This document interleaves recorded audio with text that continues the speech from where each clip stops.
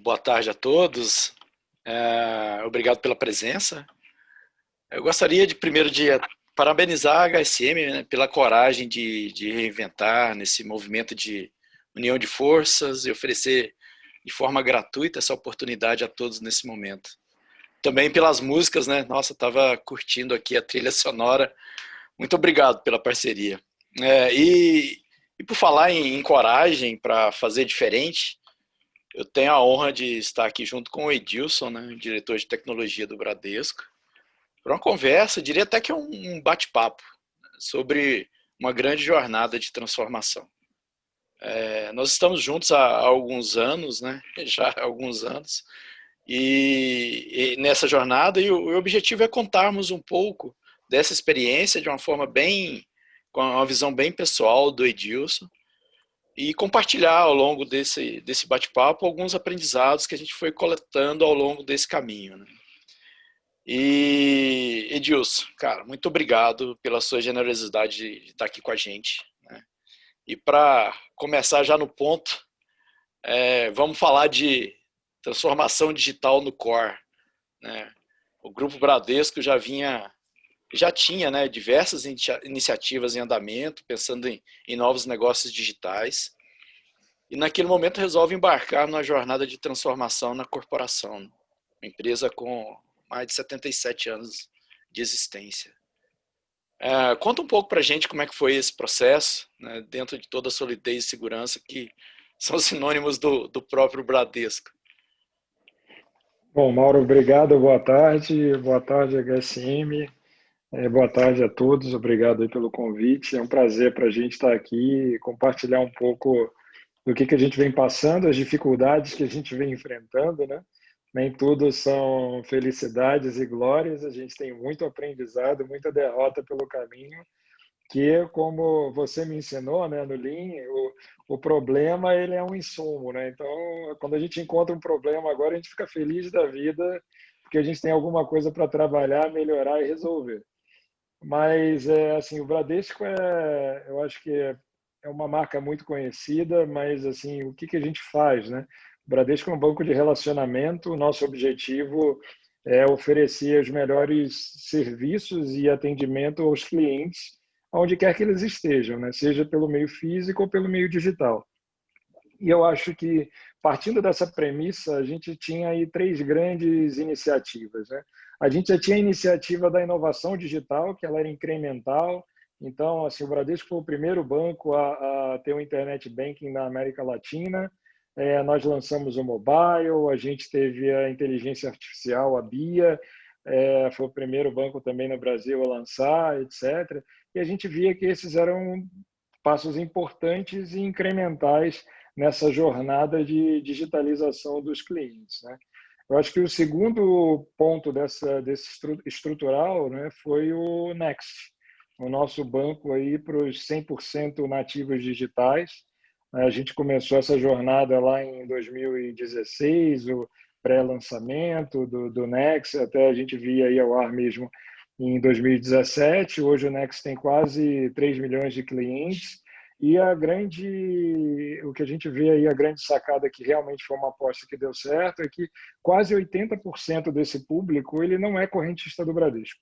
Né? Então, não é aquele cliente que já tinha uma conta no Bradesco, ele resolveu abrir uma conta no Next por ser um banco digital do Bradesco. Então, a ideia aqui é como a gente consegue oferecer uma jornada diferente, uma jornada para esses clientes hiperconectados, a gente falar numa linguagem diferente da linguagem do banco tradicional, mas a gente prestar a solidez de um grande banco que no final do dia a gente quer guardar o nosso dinheiro num lugar que a gente confie, né? Então é legal experimentar, é legal brincar, mas quando é o nosso dinheiro é bom que ele esteja num lugar que a gente tenha confiança. E eu acho que o terceiro grande pilar da nossa aposta é o Open Banking, que vem por aí. Então, assim, o Banco Central já regulamentou, a gente já tem uma primeira entrada agora em novembro, que vai dar um gostinho aí do que vai ser o Open Banking, onde a gente vai ter informações públicas transitando, mas a brincadeira começa a ficar séria mesmo a partir do ano que vem, onde a gente aí, de fato, tem dados de clientes podendo trafegar e como é que a gente capitaliza esses dados do mercado para o nosso cliente, né?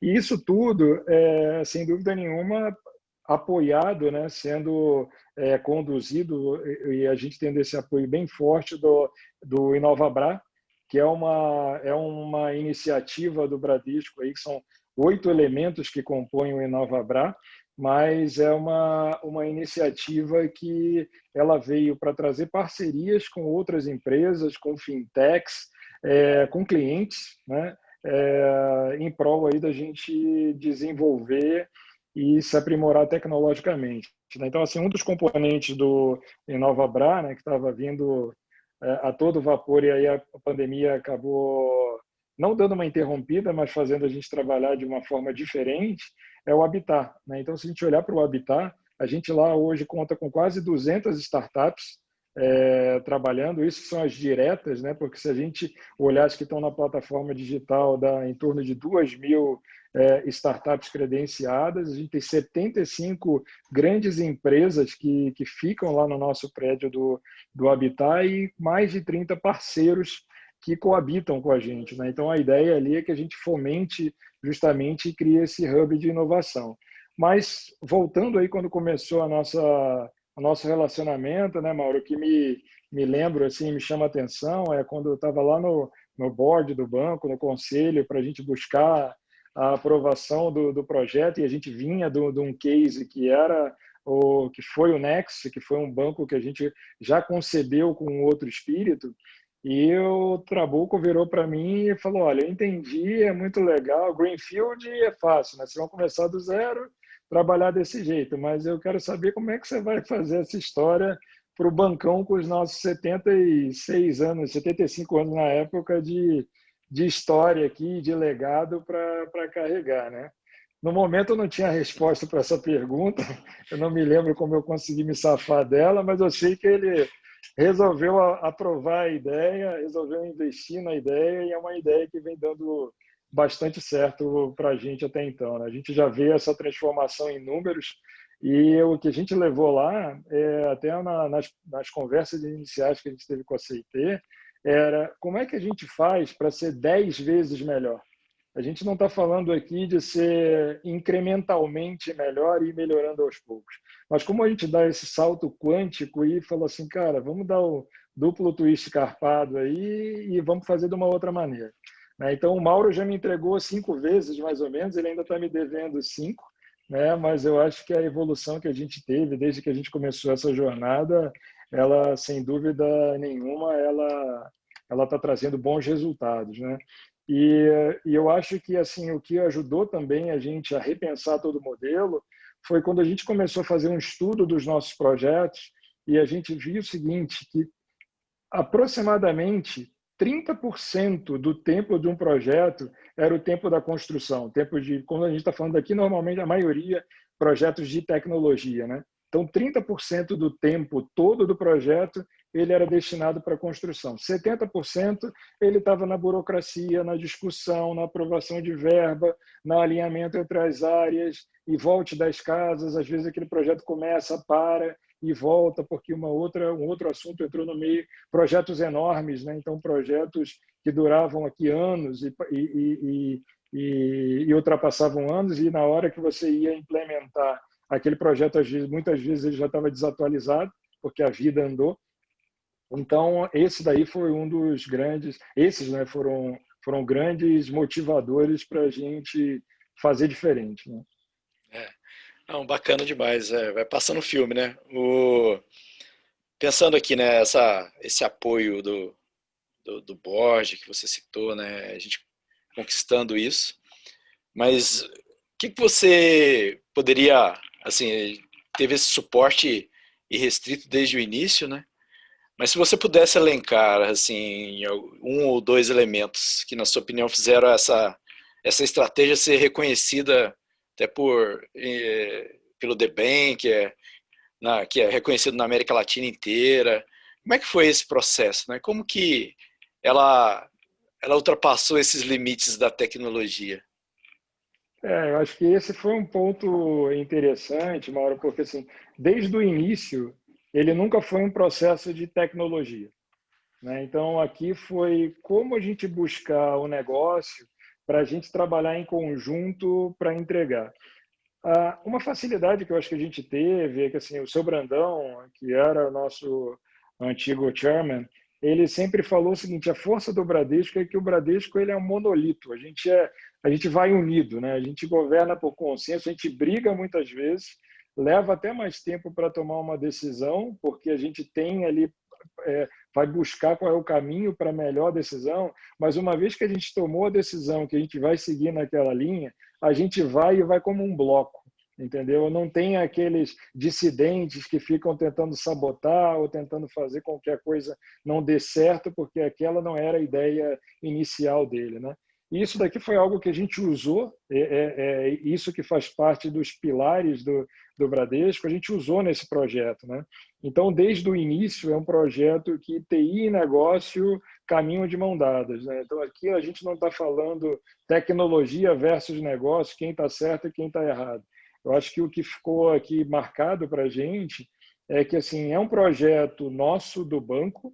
Se ele der certo, ele vai dar certo para todo mundo, e se ele der errado, todo mundo se afoga nessa mesma canoa, né? Então, eu acho que esse daí foi um grande ponto aí de sucesso para a gente conseguir tocar essa jornada.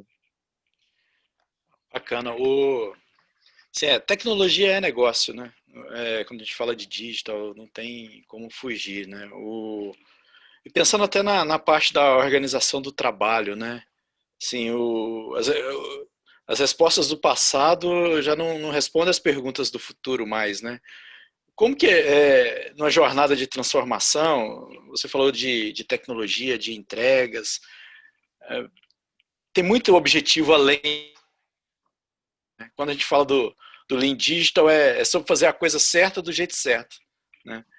Na prática, o que foi... Fala pra gente o que foi preciso de mudar, assim, na tua visão, em termos do método de trabalho, né? O que mudou, assim, no dia a dia das pessoas?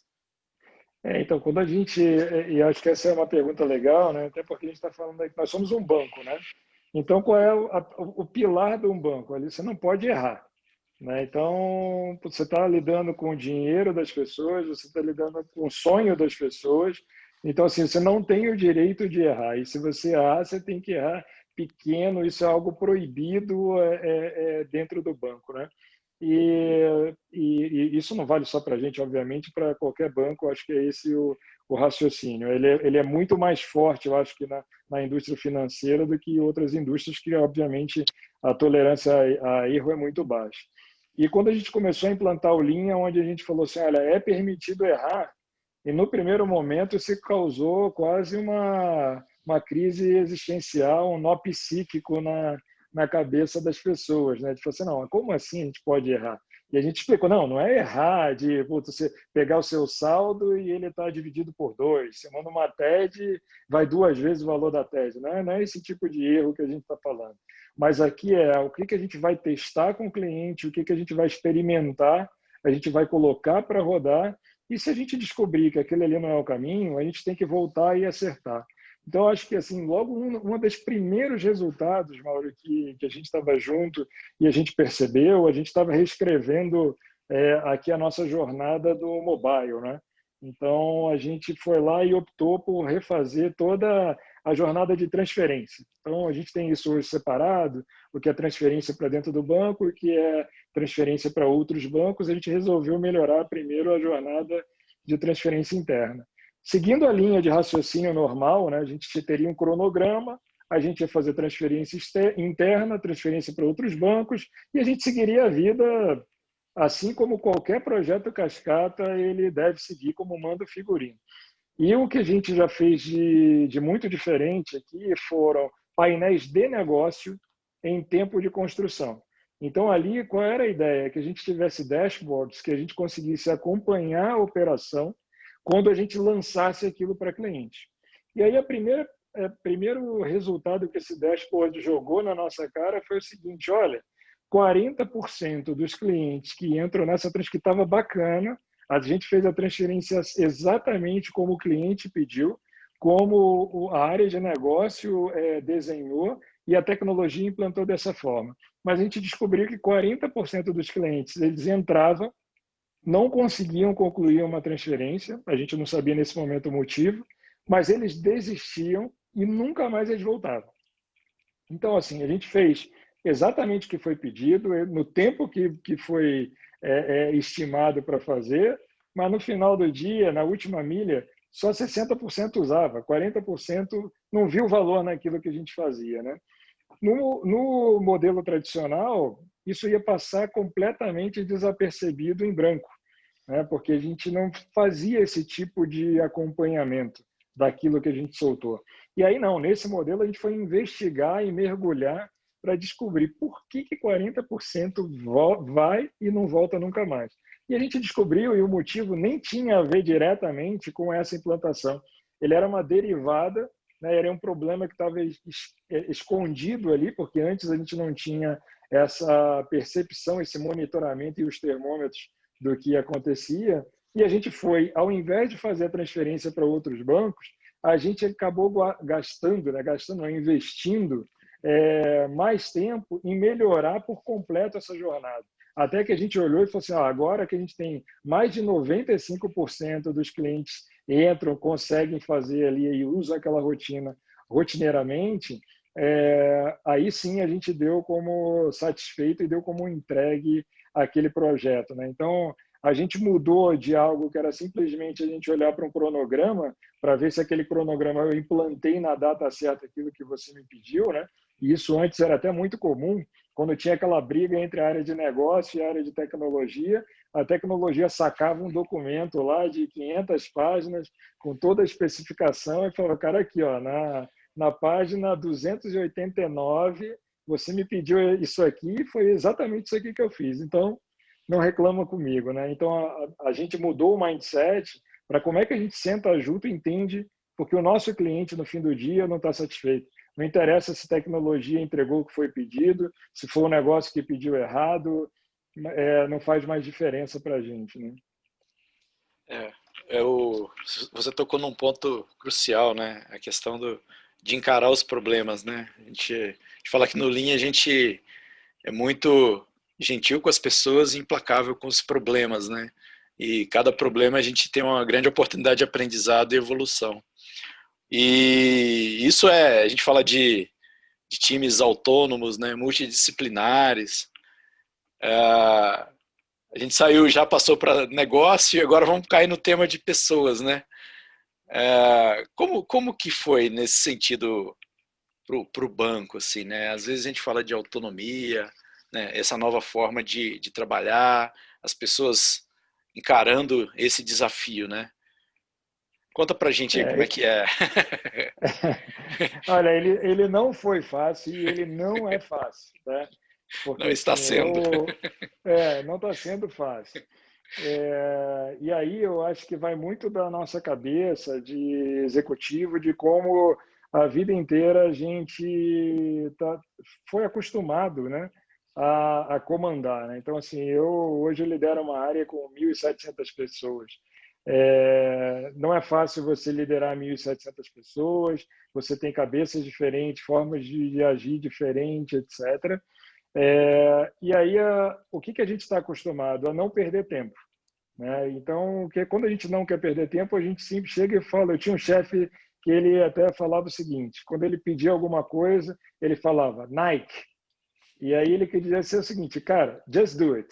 Não me pergunta, só vai lá e faz e acabou, né? E a gente vê que esse modelo é um modelo que ele não funciona mais, né? Então, assim, é um modelo de como é que eu escuto as pessoas, né? Como é que eu escuto o meu time, como é que às vezes eu sei que aquele cara está errado, mas eu falo assim, eu preciso dar corda para ele porque ele vai precisar quebrar a cara sozinho. Isso aí vai gerar valor para ele quando ele quebrar a cara sozinho. É claro, tem projetos que a gente tem tempo para fazer isso e tem projetos que a gente não tem. E aí a gente, naqueles, a gente fala, simplesmente acredite e vire à direita. Mas normalmente o ideal é que o time chegue a essa conclusão, né? E isso a gente já vê acontecendo. E até eu brinco que aqui é um exercício de ter mais coragem e menos juízo, né? Porque assim, se o cara tem muito juízo, ele fica preocupado, não, mas o outro é diretor, o outro é vice-presidente, puta, eu não posso falar, e eu já participei aqui nesse novo modelo de reuniões onde o vice-presidente falando, não, mas eu acho que tem que ser desse jeito, e o time lá em bloco falando, não, mas a gente perguntou ao cliente e o cliente não quer dessa forma. E a gente perguntou aqui, ó, um conjunto de clientes que nos dá a certeza que não é isso. A gente está tomando um risco, porque a gente sabe que esse conjunto de clientes é óbvio que ele não consegue representar a totalidade. Então, a gente estava tomando um risco naquele momento de chegar lá na frente, quando a gente fosse olhar nos nossos dashboards e descobrir que aquilo ali não deu certo. Mas foi feito como manda o figurino, entendeu? Não foi feito sendo uma decisão top-down, simplesmente faça. Né? E eu acho que o caminho que a gente está usando para fazer isso em conjunto, ele passa pelo... A gente criou um People Office, então a gente colocou o RH dentro da transformação digital, e como é que o RH está nos ajudando a preparar as pessoas para esse novo método de trabalho. E aqui, assim, a gente começa a variar e não é algo simples, né? Porque, assim, pega uma empresa do nosso tamanho, aí, um banco de 80 mil pessoas, você tem uma estrutura hierárquica muito forte. E quando a gente instituiu esse modelo da transformação digital, onde a gente criou o que a gente chama de vilas, né, que são comunidades onde as pessoas trabalham com um propósito. Então, hoje a gente tem mais de 14 vilas dentro do banco, desde o mobile, alta renda, o banco de atacado, uma para falar de CRM. A gente viu o seguinte, essas pessoas elas saíam desses departamentos para trabalhar nesse empreendimento. E na cabeça do cara ficava, né, mas espera aí, o meu chefe, que é o cara que pode me dar a promoção, ele ficou sentado lá no departamento. Eu estou sentado nessa vila aqui e esse cara não sabe no dia a dia o que eu estou fazendo. Tá legal, vou fazer um negócio bacana, legal, propósito, mas no final do dia, lá, quem vai me promover não sabe nada do que eu estou fazendo e quando eu voltar para o departamento, eu vou estar esquecido. Né? Então, como é que a gente trata esse tipo de situação? Né? Então, o RH vem trabalhando com a gente para resolver isso. Eu acho que um outro ponto relevante foi a questão da gente celebrar. Né? Assim, a gente encontrar tempo para celebrar os resultados positivos, os atingimentos de metas, né? Que era coisa que a gente acabava passando batido antigamente, né? E esse reconhecimento nas pessoas. Tá. Edilson, e essa celebração, inclusive, né? Pensando aqui, você falou das vilas, né? Dessas comunidades de times, né? Que a gente cria com um propósito único, né? Que tem esse objetivo compartilhado, independente se é de tecnologia, se é de negócio, se é de qualquer departamento que esteja no banco, aqui é um objetivo comum. Né? Até essa celebração fica mais simples, né? Porque hoje todo mundo vê, né? Tá ali estampado se está atingindo os objetivos ou não, né? Aquela nova jornada para o cliente, se está conseguindo realmente resolver aquele problema, se está conseguindo entregar o valor, né? Então, assim, o time ele ganha essa autonomia, né? Que a gente fala assim, a autonomia no Lean, ela é uma autonomia que você tem os limites estabelecidos, né? Então, autonomia às vezes nas grandes corporações é uma palavra meio que soa um pouco estranha para se dizer assim, né? E quando você estabelece esses limites, no fundo você dá poder para os times. E como que é assim para os líderes, né? Aí eu tenho um time que está ali autônomo, perseguindo o objetivo. E essa nova liderança, né? Como é que foi? A gente fala de ir ao Gemba, né? Ir lá na operação, onde o valor ali está sendo entregue realmente. Né? Como que foi esse movimento para vocês, assim? Eu acho que bom, o primeiro ponto, e aí não vale só para a liderança, né, mas vale para todo o time, né, que a gente vê o seguinte, eu acho que a gente consegue dividir o quadro aí em três terços. Né? A gente consegue dividir em três blocos e a gente vê o seguinte: a gente tem aquele conjunto, aquele primeiro terço, que é o cara, quando você fala, eu sempre brinco lá com a turma, quando a gente fala assim, ó, vamos pular de parapente, aí você olha para o lado, o cara já está preso na corda e já pulou. Né? Assim, esse cara já foi, ele já leu o livro, ele já viu como ele quer fazer, ele quer a mudança a qualquer preço. né? Então, tem esse grupo aqui, que é aquele grupo que vai largar na frente. Você não precisa de muito trabalho. Você lançou a ideia e muitas vezes é esse cara que puxa a ideia, né? A gente tem o segundo grupo, que é o grupo que a gente precisa empurrar. Esse cara ele vai sentar, vai esperar, ele vai olhar e ele vai falar assim, não, legal, agora eu estou acreditando, eu vejo o resultado, eu vejo as pessoas sendo reconhecidas, eu vejo felicidade naqueles caras loucos lá que estão fazendo um negócio totalmente diferente, eu comprei a ideia e eu estou junto. E tem um terceiro grupo, que esses daí eles nunca vão fazer parte, e é a turma que a gente precisa oxigenar, entendeu? Então, assim, esse, sem dúvida nenhuma, é o segredo para a gente ter resultado. Isso vale para o técnico, vale para o líder, vale para o diretor, entendeu? Isso daí vale para todo mundo. Então, assim, o que a gente tem que deixar claro é a gente está entregando algo aqui onde a gente sai daquela visão de produto, a gente vai fazer uma entrega para o cliente para entregar aquilo que o cliente precisa. E aí, falando até nisso, Mauro, eu me lembro de uma passagem lá em 2009, e foi o primeiro contato que eu tive com o Trabuco. A gente estava num evento, eu estava na época, eu era o CIO da Ágora, a Ágora tinha acabado de ser comprada pelo Bradesco, e a gente teve um evento de integração em um hotel, né? Então estava o time todo lá nesse hotel, etc. E no encerramento, o Trabuco foi lá para fazer o encerramento, né? O Trabuco, na época, era o presidente do banco ainda. E nesse hotel era um hotel enorme, grande, e a gente tinham duas empresas no hotel fazendo aqueles eventos corporativos. E a empresa que estava do lado era até afastado, mas eram aquelas salas que a gente vai junto e faz um auditório enorme. E a gente, na hora da fala do Trabuco, eles estavam numa, tipo, alguma gincana, alguma coisa, que estava fazendo um barulho muito alto e a gente não conseguia ouvir o que o Trabuco estava falando, né? E aí você fica ali naquela indignação, fala, pô, o presidente do banco está aqui, né? E o pessoal está gritando, vamos lá pedir para o pessoal falar mais baixo, né? Que está atrapalhando aqui o nosso evento. E o Trabuco falou assim, não, não, não, de jeito nenhum. Pô, vai que eles são clientes do banco e a gente vai lá e vai reclamar com eles que eles estão fazendo barulho. Isso é muito antipático. E pior ainda, vai que eles não são clientes do banco. Eles nunca serão por conta disso. Então, assim, foi a primeira vez que eu parei para olhar, né? Foi o meu primeiro, acho que, contato com o Bradesco. Falei assim, caramba, aqui de fato é uma casa que a gente está preocupado com o cliente, né? É claro, a gente tem problema, claro que tem. Um banco desse tamanho o que não tem, não falta é oportunidade, não é nem problema, né, Mal? Mas a gente nos incomoda saber que o cliente tem problema. Então, a gente até está comemorando hoje, lá a gente está em 9º lugar no ranking de reclamação do Bacen. Esse é o ranking que quanto mais longe a gente estiver do primeiro lugar, mais a gente comemora, né? Então, eu acho que isso aí mostra o esforço que a gente tem para preservar e atingir aí esse objetivo. Legal, nossa, bacana demais.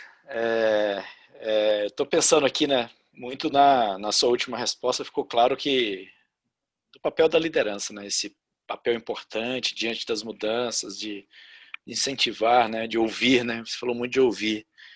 E eu imagino que junto com esse papel venha também um monte de transformação pessoal, né? Fala pra gente aí da transformação, da jornada de transformação do Edilson, né?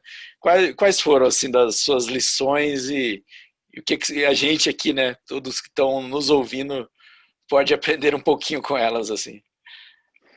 Eu acho que assim a minha carreira se iniciou em banco de investimento, né? Assim, grande parte da minha vida eu trabalhei em banco de investimento, aonde o pragmatismo é o que impera e é fundamental e é onde a gente tem super-heróis, né? Então, assim, você está ali pensando no seu bônus, no seu resultado. Se o cara do lado está precisando de ajuda, mas isso aqui não impacta no teu bônus, não tem muita importância, né?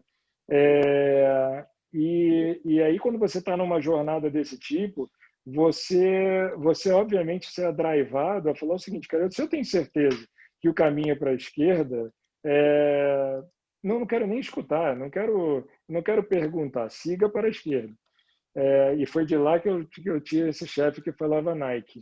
E eu lembro que quando eu vim para o banco, meu primeiro plano de desenvolvimento, né, lá era feito pelo RH, dos executivos, no meu primeiro feedback, ele começou ali, como todo bom feedback, né, ele começa por aquilo que você faz bem, você vai se inflando, vai ficando todo orgulhoso, etc. E você sabe, bom, mas numa hora vai vir aqui o que eu tenho que eu não faço bem. E aí o meu feedback foi, olha, você é muito pragmático, cara. E eu falei, pô, mas a vida inteira eu aprendi que isso aí era bom, né? Isso é ruim? Não, isso não é ruim. Mas quando você parte para esse modelo de liderança, aonde você você impõe um modelo de comando e controle, aonde você não dá espaço para as pessoas entenderem e comprarem a tua ideia, isso é muito ruim para toda a equipe. Que você vai ter uma equipe ali que vai fazer o que você quer, mas ela não vai estar engajada em entregar o resultado que você precisa, né? Então, assim, hoje o que a gente faz de exercício muitas vezes é um exercício também de fé para a gente, né? Porque eu não tenho eu sou digital, mas eu uso conversor, né? Eu nasci lá na era analógica. Então, o que a gente tem que lembrar de como é que a gente escuta e como é que a gente aplica isso na prática, né? Como é que a gente dá essa liberdade para as pessoas de questionarem a gente, de questionar a nossa ordem, né? E isso para um líder é algo que incomoda muito, né? Você ser questionado, né? Porque você, cara, a gente teve uma palestra no banco que era aquela história assim, logo na minha vez, né? Que quando eu era estagiário lá, o gerente mandava, fazia, acontecia. Eu falava, um dia eu vou ser gerente para ser desse jeito também. Aí na hora que você começa a gerenciar pessoas, está nessa hora de escutar, pera, calma lá, cara, não é assim. Mas a gente vê que a gente está alcançando patamares e objetivos que não eram possíveis de serem alcançados antes, né? Porque assim o que a gente está conseguindo, que a gente vem conseguindo no banco, é fazer com que a turma entenda qual é o propósito daquilo que a gente está fazendo. E às vezes até as pessoas falam, pô, mas você tem paciência demais ali. Mas é porque é relevante, cara. Para mim faz diferença ter uma pessoa que está fazendo aquilo não que eu quero que ela faça, mas aquilo que precisa ser feito, porque ela entendeu o que precisa ser feito. E não simplesmente porque eu dei uma ordem para que aquilo fosse cumprido, né? E eu acho que a melhor aplicação do Lean, né, Mauro, é para quem é casado, você está em casa, que você aprende a obedecer a esposa, escutar, entendeu? Ela sempre já teve razão, mas agora ficou mais fácil para eu lidar com toda essa situação, entendeu? Vários aprendizados, né, na vida. Há Né, muitos, a gente, muitos. a gente vai melhorando. Melhoria contínua, né? Eu linha sobre melhoria Melhoria contínua. contínua. Melhoria E o contínua. outro que eu também aprendi em casa e aprendi com meu filho é que normalmente o caminho mais rápido entre dois pontos ele não é uma reta, né? Então assim eu tive um filho que saiu da adolescência agora, graças a Deus, mas que às vezes tinha coisa que era muito óbvia, mas aquele óbvio fazia você gastar 10 vezes mais energia para alcançar o que você queria. Então, você aprende que precisa contornar, conversar, explicar. Você vai até percorrer uma distância maior, mas você vai chegar mais rápido. Bacana. E a gente falou bastante de pessoas, né? No fundo, a gente começou a jornada a falar de transformação digital e a gente sempre cai no papel de pessoas, né, Edilson? E a gente cai muito falando de talentos, né? Agora, a gente sabe que quando a gente começou, o digital ainda era muito promessa, hoje é uma grande realidade, né? Os tempos recentes nos provaram isso. E também a gente fala bastante de talentos, né? E queria ampliar um pouco o nosso papo falando da talento, sociedade, né? Cada vez mais presente nas ações das empresas, né? No vídeo do Bradesco que a gente passou no início, fala bastante dessa questão social, que o banco sempre foi muito engajado, né? Tem a própria fundação, os conceitos de ESG, né? Então, isso está muito no DNA, né? Na formação de talentos, na fundação, e a gente fala dessa escassez de talentos digital, né? Assim, Como que a gente pode, né, usar esse modelo de transformação para transformar isso num benefício para a sociedade, para o nosso país também? Como é que você vê isso? Eu acho que assim, a gente tem o Bradesco tem um papel social muito importante, e até que eu mesmo desconhecia 12 anos 12 anos atrás, né, quando eu ainda não fazia parte daqui da casa, eu também desconhecia. Mas, por exemplo, a gente tem um projeto que é a Fundação Bradesco, que tem mais de 100 mil alunos. Então, são 40 escolas espalhadas pelo Brasil, e a gente entende que é um trabalho de você fazer educação na base, né? Como é que você dá educação para as pessoas para que você consiga, de fato, mudar o país. Eu acho que e aí até os bancos em geral agora nesse momento de pandemia, que os bancos se uniram, né? Então assim, os bancos que são concorrentes, como é que eles se uniram para ajudar a sociedade, né? Até é algo que as pessoas fizeram piada, etc. Mas assim, os bancos eles têm um papel fundamental, social e fundamental na sociedade. Tanto é que eles foram classificados, né? Nós fomos classificados como um negócio essencial.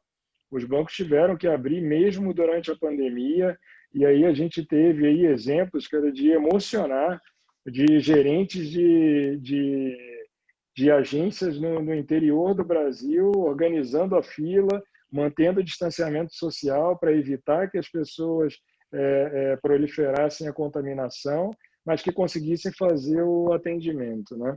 Então, assim, eu acho que esse é um ponto. Eu acho que a questão de quando você fala de talento e liderança, a gente tem o presidente do banco hoje, o Otávio, nosso CEO, ele é um funcionário de carreira do banco, ele entrou no banco como um contínuo, entendeu? Isso é algo que dá muito orgulho para a gente, sem dúvida nenhuma. Nós somos uma empresa de carreira interna, que a gente chama, não é carreira fechada, porque a gente tem pessoas que vêm de fora. No meu caso, não, eu vim por uma aquisição de empresa, né? Mas a gente vai a mercado e traz pessoas de mercado. Isso é muito bom para oxigenar também. Mas, em geral, os nossos profissionais são profissionais com muito tempo de casa. Então, assim, os meus colegas da diretoria, eles têm 35 anos de banco, né? 35 anos de dedicação. Então, assim, de fato, é uma empresa que aposta na carreira das pessoas e nesse desenvolvimento.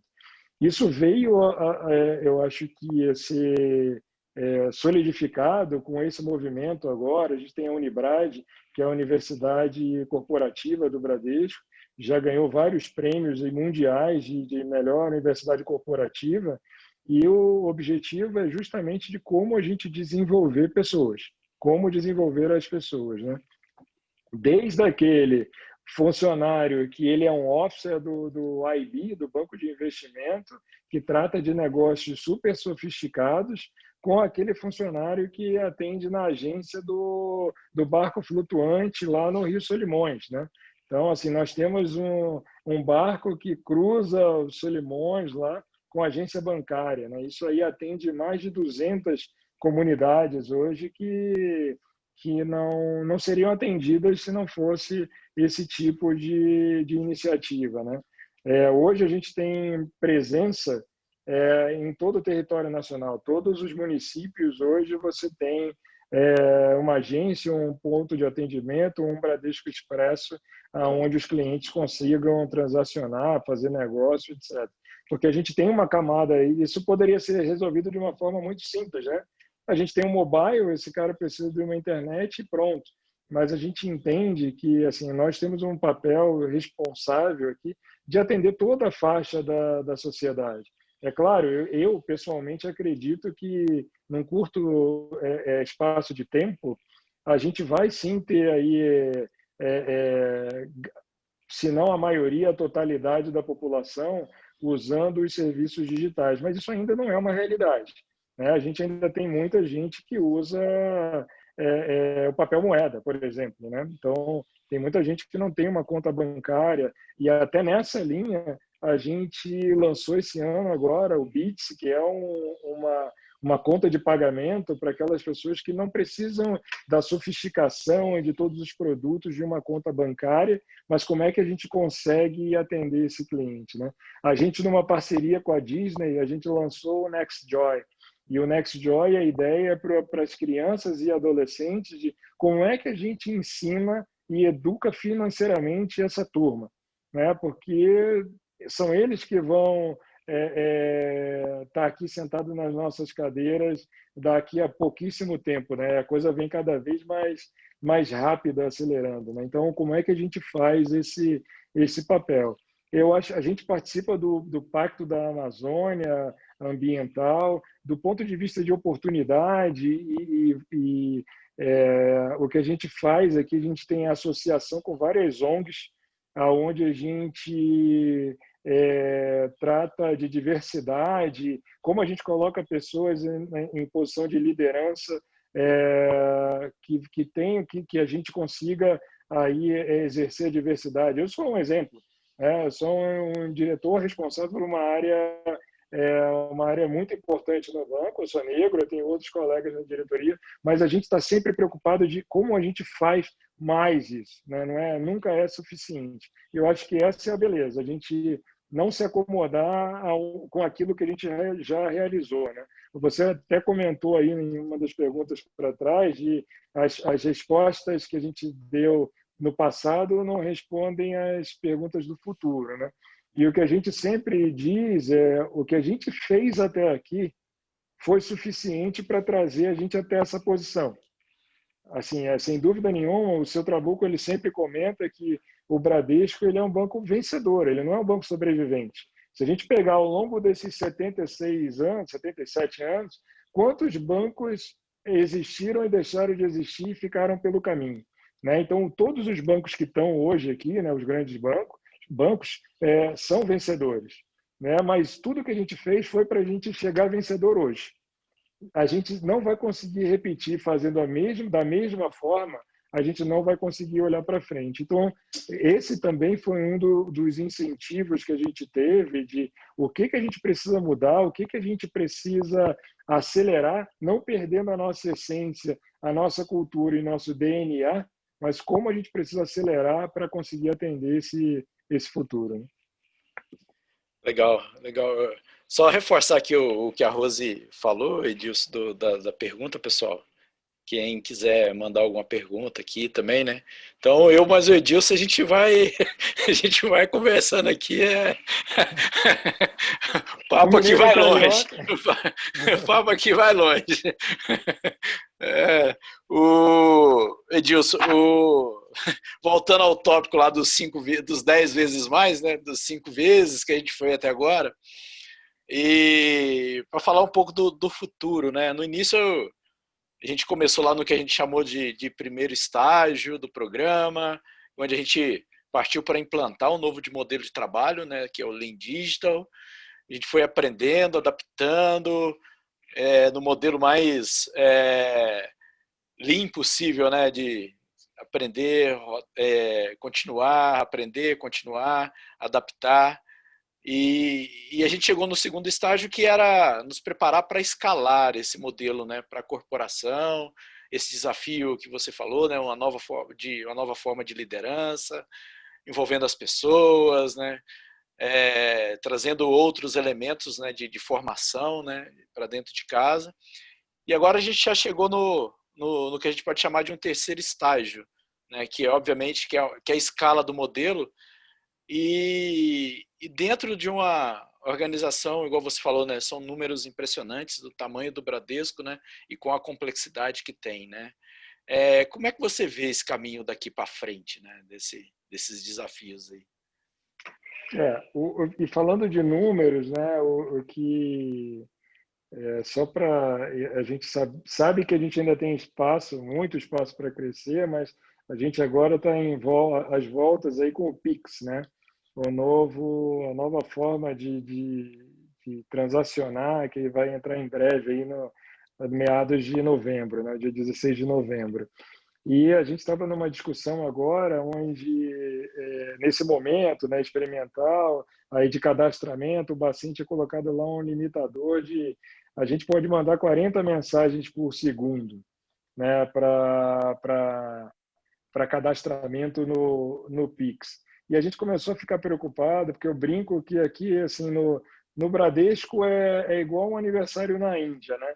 Se qualquer coisa que você faz dá 50 mil pessoas. Né? Então, a gente aqui no nosso pico de utilização, a gente tem aí mais ou menos 25 mil pessoas conectadas por minuto. Né? E isso aí dá mais de 10 vezes o nosso limite aí dos 40, né? 400 e poucas conexões por segundo. Né? Então, são números realmente que fazem a gente olhar e falar assim, caramba, o negócio é sério. E aí esse é o grande cuidado que a gente precisa ter de você não faz curva de 90 graus num petroleiro, né? Então aqui não é nem um transatlântico, né? Mas é um petroleiro mas a gente sabe que a gente precisa ir para o outro lado. Mas como é que a gente faz isso com cautela para que a gente não quebre esse petroleiro ao meio, né? Essa sempre foi a grande preocupação aqui do nosso programa, de como é que a gente transforma 10 vezes, mas não faz curva de 90 graus, mas eu trago o resultado já. É uma equação que ela sempre foi difícil da gente estabelecer. Né? Agora, sem dúvida nenhuma, que eu vejo para o futuro, Mauro, a gente precisa continuar com essa visão de customer centric lá. É o cliente no centro daquilo que a gente está fazendo, que é diferente do modelo que foi o modelo vencedor até alguns anos atrás, aonde o que interessava era o produto, né? Então, quem tinha o melhor produto, ele ia atender o cliente, ele não ia atender o cliente, mas ele ia tentar colocar aquele sendo o melhor produto na cabeça dele, área de negócio. E isso aí, tradicionalmente, eu lembro da minha primeira passagem, assim que eu fui incorporado no banco, a gente tem uma liturgia, né, nesses cargos executivos, onde você vai lá e é apresentado ao conselho, etc. E aí me falou, olha, você vai falar com o seu Brandão. Eu falei, caramba, seu Brandão, um ícone do mercado financeiro, eu vou falar com o seu Brandão. Né? Eu falei, nossa, o que o seu Brandão vai me perguntar? Eu fui suando frio. Meu Deus, ele vai falar, com certeza, esse cara pode fazer 1 milhão de perguntas, 999 mil eu não vou saber responder. Né? E ele me perguntou assim, eu estava esperando qualquer coisa e a pergunta dele foi o seguinte, Edilson, mas lá na Ágora, na corretora, quando o cliente está insatisfeito, o que acontece? Vocês deixam ele ir embora? Eu falei, olha, eu esperava qualquer pergunta que pudesse vir do seu Brandão, mas nunca uma pergunta desse tipo. E assim, esse evento e aquele evento que eu comentei do Trabuco lá no hotel, foram 2 eventos que mostraram o seguinte, é uma empresa que é customer centric, entendeu? Talvez não no modelo moderninho, do jeito que a gente está falando agora, né, de como a gente oferta produtos para os clientes, mas a essência sempre foi o cliente. Né? Então, eu acho que por isso, inclusive, que tem sido mais fácil a gente fazer essa mudança, não é nem uma mudança, essa transformação, né? Que a mudança é algo, acho que é incremental, e a gente aqui está realmente dando saltos aí de evolução. Então, sem dúvida nenhuma, Mauro, o que eu vejo primeiro, manter essa questão de como a gente cada vez se preocupa menos com a gente, e até é uma dicotomia, né? Você fala assim, não, você está preocupado menos com você e mais com o cliente, não necessariamente aquilo que ele quer é o melhor para você. Mas assim, a gente até baseado lá, teve um estudo da Deloitte dizendo o seguinte, que 60% dos clientes de longo prazo, né, eles se apegam nessa conexão emocional para descrever a relação com a marca. Né? E que as empresas que focam na experiência humana, ela tem o dobro da probabilidade de reter esse cliente contra aquelas que têm um foco virado no produto. Né? E aí eu acho que outros 2 pontos aqui super relevantes que eu vejo para o futuro primeiro, o que a gente vem fazendo de derrubar, o que a gente brinca de derrubar os muros da cidade de Deus. E aí eu tenho certeza que isso vale para o Bradesco e vale para qualquer outra empresa de média para cima. A gente sabe que ela vai ter a formação de silos, ela tem a formação de grupos, isso muitas vezes impede que a empresa cresça, porque a gente acaba criando ali grupinhos defendendo seus próprios interesses, que a gente acaba esquecendo muitas vezes de que a gente tem que agradar ao nosso cliente, né? Então, esse é um trabalho de cada vez mais derrubar esses muros e acabar com os silos e fazer com que as pessoas enxerguem que a gente trabalha todo mundo, como lá o seu Brandão falou, como um monolito, com um único propósito para atender melhor o cliente. E o outro, que eu acho que aí já é uma questão um pouco mais técnica, que eu acho que é o uso de analytics, machine learning, inteligência artificial, mas respeitando a privacidade dos clientes, né? Que cada dia mais isso fica importante. Então, assim, eu não sou nenhum guru futurista, mas eu acho que esses aqui são pontos, são pilares, né, que a gente precisa, que a gente vem investindo e a gente precisa continuar investindo para levar o nosso banco cada vez mais longe. É. Não, e lá desde o início da jornada, né, a gente falava de duas coisas, né? Transformação digital era para a gente fazer agilidade em escala e para a gente colocar o cliente no centro, né? E tem até uma pergunta aqui da Ana Cristina Manfredo, que é bem nessa linha de tudo que a gente está falando, né? Ela coloca que é fácil usar ágil nas startups. Como realmente implementar o ágil nas estruturas organizacionais mais tradicionais? Sei que você está falando várias coisas sobre isso, mas eu quero saber qual que é o pulo do gato na gestão de cultura para isso acontecer. Desculpa, quem que fez a pergunta, eu não ouvi, Mauro. Ana Cristina Manfredo. Tá. Ana, olha, você já pode ser presidente de conselho de banco, tá? Porque essa foi a mesma pergunta que o Trabuco me fez lá quando eu levei o projeto para ele. Que ele me falou, olha, legal, no Next eu sei que vocês fizeram assim, mas como é que você vai fazer? A encrenca aqui é grande, né? E assim, a resposta, Ana, assim, eu acho que não tem nenhum tempero secreto, tá? Mas o que eu poderia te dizer que assim a gente vem fazendo que está dando certo essa relação das áreas, principalmente negócio e tecnologia, né?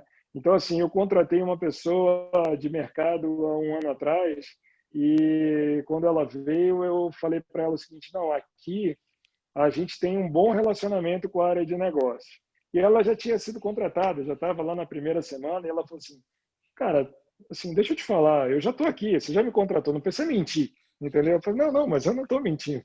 É verdade, é claro, nem tudo são flores. A gente está aqui brigando por recurso, brigando por prioridade, e nem sempre a gente consegue fazer aquilo que ele quer. Mas quando a gente começa a ver as áreas de negócio falando assim, não, peraí, gente, isso aqui não é importante, vamos priorizar a própria área de negócio, sabendo como ela vai usar melhor esse recurso de tecnologia, né? E aqui uma das coisas que a gente partiu é que essa transformação, ela foi uma transformação do banco. Então eu brincava até com o Mauro no começo, falei assim, Mauro, fui eu que te contratei, eu sei que mas você não vai falar para ninguém que esse aqui é um projeto que eu tô no começo, né? Hoje nem eu sou mais quem estou conduzindo isso, mas eu sempre falei para o Mauro, nunca fale isso, porque as pessoas vão carimbar que isso aqui é um projeto de tecnologia. E ela tem que entender que é um projeto dela lá de negócio. Né? O cara do atacado, o cara do alta renda, é um projeto para o cliente dele, não é um projeto de tecnologia. Né? Então, eu acho que se eu pudesse dizer aí um caminho que a gente seguiu e que deu bastante certo, foi esse. Legal. Eu Acho vi que meu que, amigo Bezerra mandou uma mensagem aqui, cara. olha, Bezerra, meu amigo de coração, tá aqui. Ele olha mandou uma lá. pergunta, eu vi alguma coisa piscando aí. Ele mandou uma pergunta para você. Nós temos 2 minutos aqui. A Eu pergunta dele é espero que ele não boa. tenha feito pergunta difícil, hein? Ah, só tá simples. Qual a importância da diversidade na transformação? Para a gente Pô, encerrar Bezerra, aqui. acho que para encerrar com chave de ouro, eu acho que faz bastante diferença, tá? E eu acho que isso dentro de um banco que sempre teve aquela uma estrutura tradicional, né? Naquele modelo tradicional de pessoas, isso tem feito bastante diferença para a gente mudar. Então, aqui não importa qual é a tua orientação sexual, qual é a tua religião, qual é a tua cor, nada disso tem relevância, tem importância, né? O que importa aqui é como é que as pessoas sentam juntos, se respeitam e entregam um objetivo comum. Eu lembro até que nosso primeiro Gemba, né, Mauro? Aí eu fui lá participar do primeiro Gemba. Falei, bom, vamos lá, vou participar. Falei, ô, Mauro, beleza, vou participar desse Gemba, cara, mas eu sou o diretor da área. Eu que vou dizer como é que faz, como é que não faz. Falei, não, amigão, tem estagiário que está participando do Gemba, cada um tem um voto. E você tem um voto. Eu falei assim, eu vou votar igual o estagiário? Isso daí está sendo um exercício de fé e está sendo bom. Eu acho que, de alguma maneira, Bezerra, isso fala com a questão da diversidade, mas como é que eu respeito o cara que é estagiário só porque eu não sou diretor, eu estou o diretor hoje, amanhã pode ser que eu não seja mais. Só porque eu estou o diretor hoje, eu tenho alguma vantagem, eu sou intelectualmente melhor que esse cara, é uma questão de tempo só, né? É só uma questão de quilometragem rodada. Então, isso daí vem ajudando a gente a sentar, compreender e ter esse tipo de discussão. É claro que, gente, o que eu estou falando aqui, não estou dizendo para vocês que o Bradesco é um mundo perfeito. Não é, a gente ainda tem um monte de problema, a gente está trabalhando nisso, mas o que a gente vem fazendo a gente vem se esforçando para mudar e melhorar. Excelente, Dilson. Como te disse, eu ficaria aqui o dia inteiro, né? Eu acho que cara, muito obrigado. Assim, acho que é gratidão mesmo por compartilhar essa sua história tão bacana, tão inspiradora para mim, para muitos, né? Mais questões aqui, o pessoal te chamando de ídolo, eu vou deixar, não vou encher essa bola demais, não. Isso aí eu nunca ouvi, hein? Aí, olha, pessoal, nem tudo é o que parece, entendeu? Queria agradecer o pessoal também, todo o pessoal que participou aqui junto com a gente, obrigado, né? Obrigado, Edilson. Cara, não, eu que coração. agradeço, Mauro. Obrigado a você pelo convite, obrigado pela HSM, pela oportunidade da gente tentar compartilhar um pouco aqui dessa jornada que a gente vem seguindo, né? E eu espero que a gente tenha aqui falado e vocês se inspirem naquilo que a gente fez e deu certo, e aquilo que a gente fez e deu errado, não copiem, né? Porque dá errado. Então, eu espero de alguma maneira ter contribuído aqui para que a gente cresça junto.